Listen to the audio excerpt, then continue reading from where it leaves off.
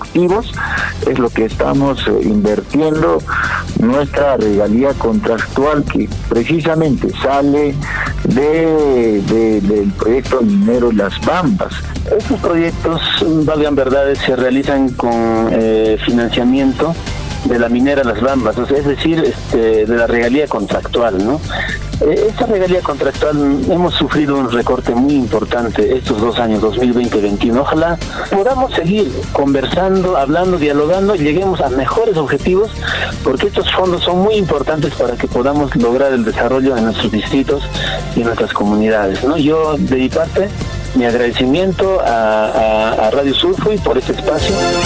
Sea usted partícipe de la información mediante sus avisos, comunicados y convocatorias, llamando al 974-782420.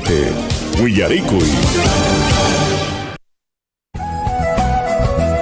Conozcamos los aportes y las buenas prácticas de Minera Las Bambas de la segunda quincena del mes de octubre. Como parte de los convenios de inversión social, Minera Las Bambas realizó la entrega de equipos y herramientas agrícolas a la comunidad de Chumille en el distrito de